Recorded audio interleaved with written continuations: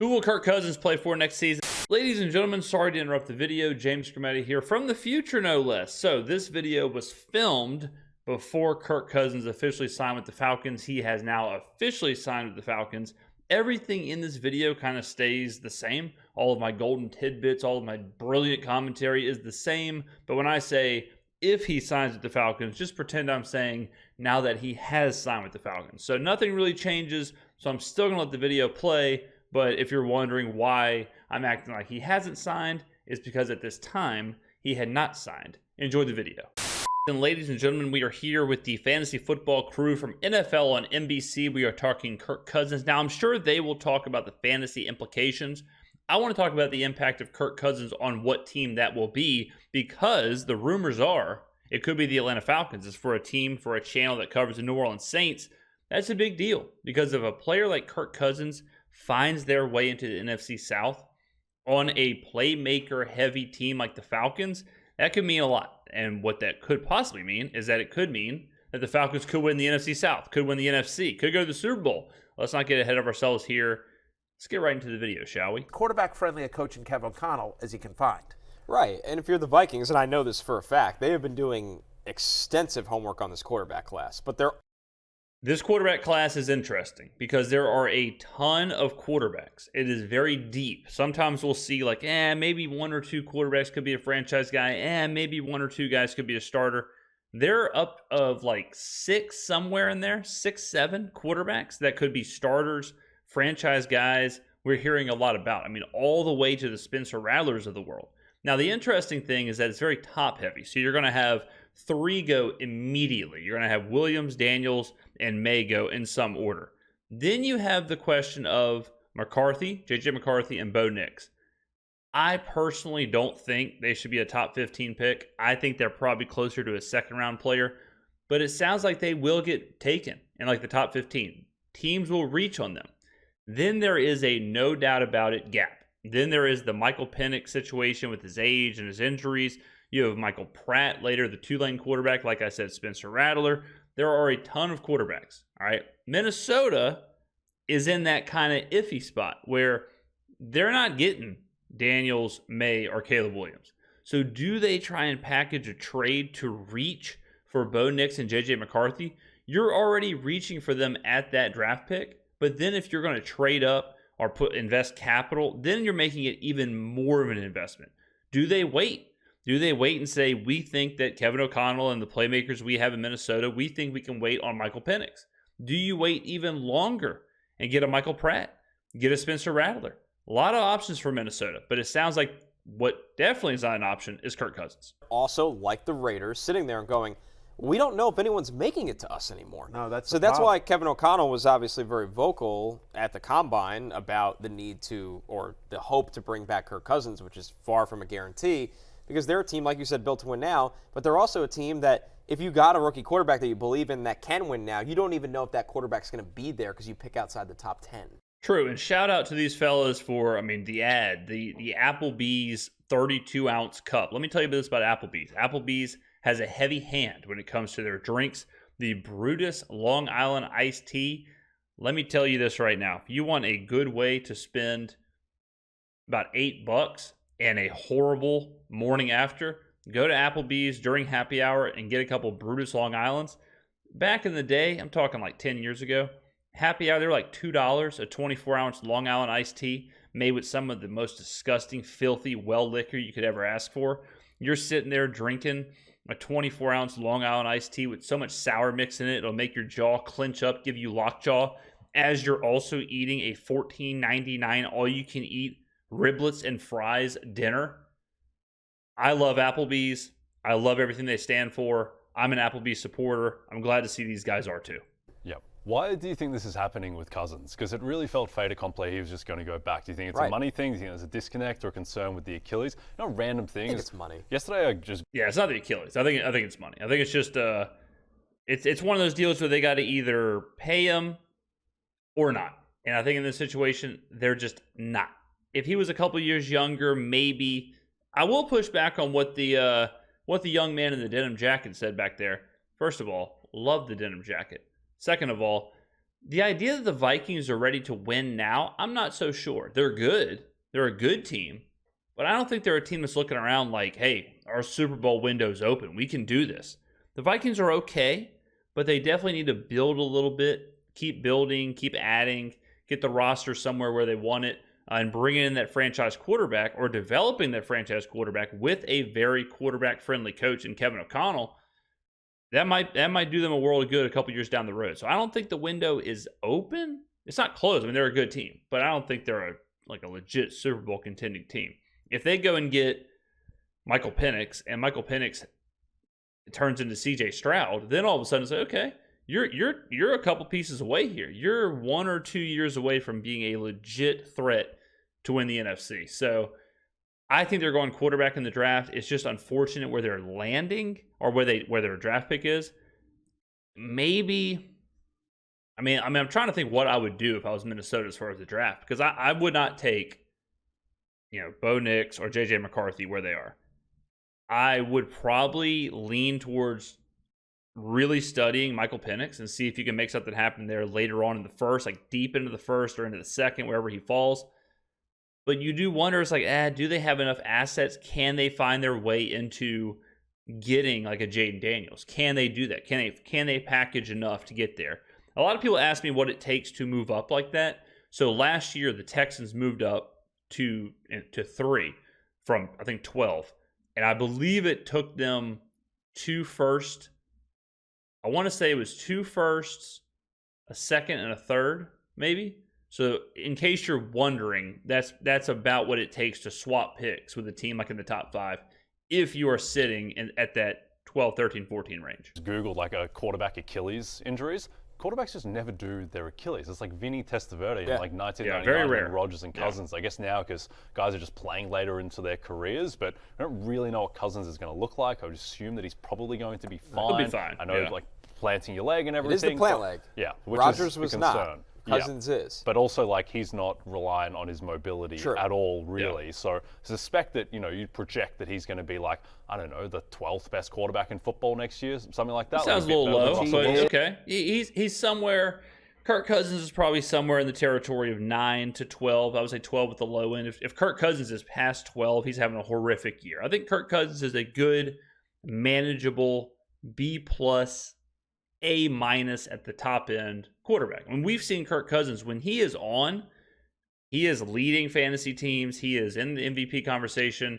He usually does kind of, peter out and kind of drop himself down to that 9th best quarterback, 8th best quarterback kind of world. So his Achilles isn't that big of a deal to me. I'm not a medical professional, but I think Cousins will be fine. I would say he's a top 10 quarterback, but not better than 8. So I would say like 9 feels right for Kirk Cousins. Is every year of his career. That's what he is. Exactly. Kirk Cousins, top 12 quarterback, his official legal name. The other thing is, though, but it just feels like, as somebody who's studied Kirk Cousins a lot, he was the Commanders quarterback. A scholar of Cousins. Yeah, thank you. Exactly. PhD. No, but he is somebody that the way he's wired is like he wants as much money as possible. It's important to him, guaranteed. And so I think the Vikings, he's not giving a hometown discount. I think he would be, I'm guessing, this is all speculation. I don't have any inside sources on this. But he would like to go back to the Vikings. If everyone offers him the same amount of money, he'd go back to the Vikings. Right. But if there's a team out there that's willing to break the bank for him and go pay more, he'll go to that team. He's not giving the Vikings a hometown discount for whatever reason. He's somebody that just wants every single dollar that he can get. And so that's wild. I mean, that kind of stuff is so difficult as a fan or an analyst or whatever to put yourself in their shoes. I mean, at a certain point, you always hear the fans say, how much money do you really need? But then could you imagine, navigating these deals as a player, and the difference is $12 million? That is a ton of money. I could go play this place, or I could go play at this place, and they're going to give me $14 million extra guaranteed dollars. I don't care who you are, an extra, and I'm just making numbers up, but an extra amount of money like that is a lot.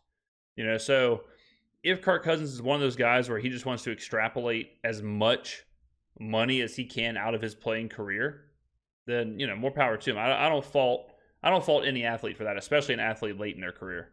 Which is God bless. You know what I mean? There's, Right. certain quarterbacks are built differently. Whatever. Brady took a pay cut for many years in New England.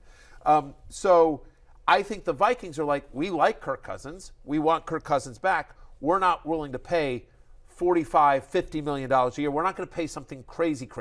I don't think Arthur Blank will be outbid here. Is my takeaway. That's the thing. Yeah. Yep. I also think there is a bit of a weird thing with Cousins and the Vikings where, coming into this season and coming into the year prior as well, I think there was always the thought that, all right, new kind of coach, I think like Cousins probably move on from Cousins. He's not really part of the future. And then he just started playing really well and it kind of got awkward and then he gets hurt and just a strange sequence of events. But I think with the Falcons, but that was the reason they hired Kevin O'Connell, was because, this part I do know from talking to people on the inside there, is that when they were interviewing coaches, some coaches were like, one of the questions was, what do we do with Kirk? Yeah. And some of the coaches were like, we got to draft somebody, we got to start over. And Kevin O'Connell came in and said, I can win with Kirk. I had him in Washington. I know him from Washington. And I think O'Connell has done a good job. And I think O'Connell, the whole Josh Dobbs situation, so Minnesota, and this is all just, I don't have any inside sources like Matt Berry flexing those sources, but I think for a while there, Minnesota was like Cousins and Jefferson. That was the idea. It was like, okay, how far can Justin Jefferson and Kirk Cousins take this team? Some people were kind of souring on Kevin O'Connell. Then last year, I think Kevin O'Connell really showed how good of a coach he is.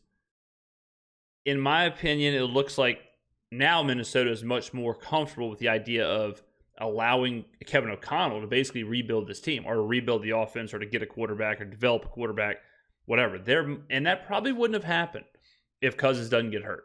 Because Cousins is getting hurt and all the stories coming out from Minnesota on how good Kevin O'Connell coached Josh Dobbs for those games and how much he got out of those, the Nick Mullins, Josh Dobbs combo there. I think when you see that, I know for me, I'm not a Minnesota Vikings fan or anything, but when I saw that, I was like, okay, maybe this guy's got something extra. Maybe O'Connell has a different gear here. Maybe he is closer to the Matt LaFleur, Sean McVay kind of world where it's not just the quarterback. Because LaFleur went through the same thing, where LaFleur was a whole bunch of, okay, is it Rodgers or is it LaFleur? After last year, watching what LaFleur did with Jordan Love, Green Bay, and I'm sure the Green Bay fans are much more comfortable with trusting Matt LaFleur to develop that new quarterback, whoever it's going to be. And in Green Bay, it looks like it's going to be Jordan Love. But so that's why I think they're okay with letting Cousins go. If they weren't comfortable with O'Connell, they'd probably have less leverage and probably have to pay Kirk Cousins because they're probably thinking like our success is much more tied into Cousins than is tied into O'Connell's ability to develop. But that narrative kind of shifted last year. I can win with Kirk. I will make Kirk work. I want Kirk. Yep. And so that was one of the reasons he got the job, is that was the answer they were hoping to get. And he did make Kirk work. But yes, kudos. Speculation in the press was... Yep, that he might not be part of the future. But, I mean, it seems like he was going to be based on the way he played this year. But if he ends up on the Falcons, that is, I think, from a fantasy perspective, from a betting perspective, that is kind of the dream landing spot because team is loaded at the rest of the roster. And they almost made the playoffs, and they were in the hunt for the division until the final. Yeah, really dangerous for a Saints fan, to hear this because I think if he does go to the Falcons are clearly the best team in the NFC South.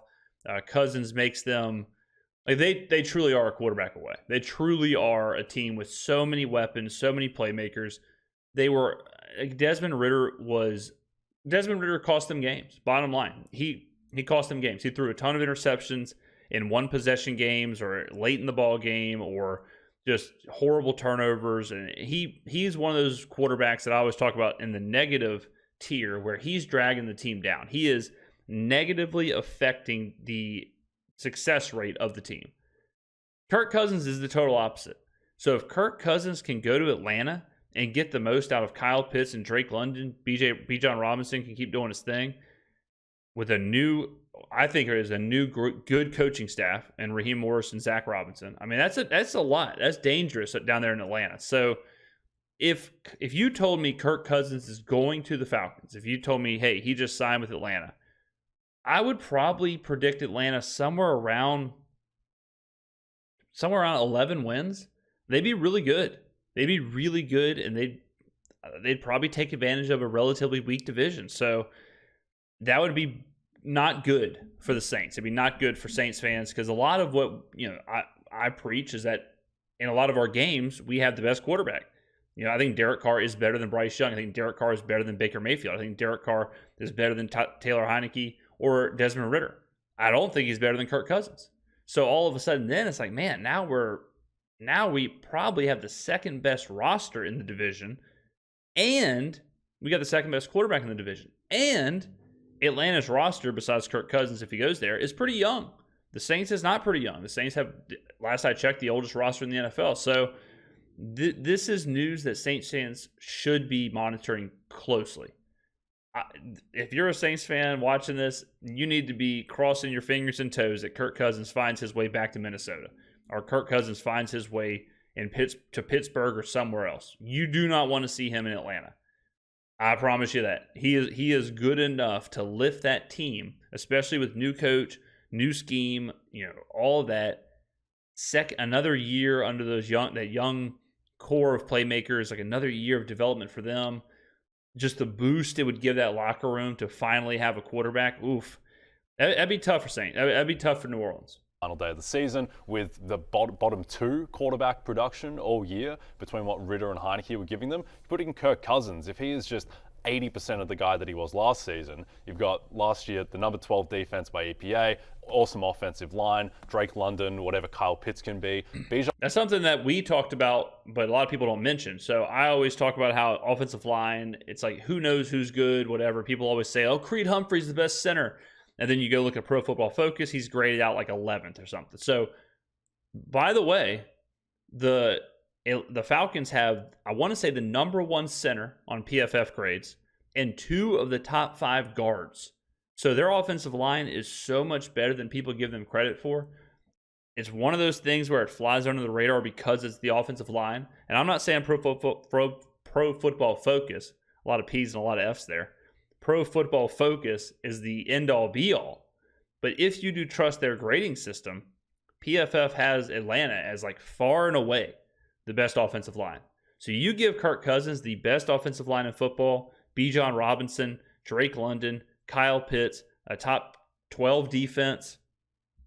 I mean, I don't want to get ahead of myself here, but that's kind of like the recipe for a team that could legitimately compete for a Super Bowl. John Robinson, who everyone is like, he will be very good next year. Yes. Very good. All of a sudden, that team I'd be back in on Kyle Pitts. Right. I would be back in on Kyle Pitts Yeah. in a huge way if Cousins is there as a quarterback. Drake London suddenly becomes, a legit top 20-ish wide receiver as well, 1,000%. And they become the easy favorites for the NFC South. Yeah, they're already the favorites for the NFC Right. South, and they would become even more favored. And also, maybe we can get DraftKings to set a market on Matthew Berry's ride or die, because if Kirk Cousins is there, Bijan Robinson, I think, goes pretty high to the top of the list.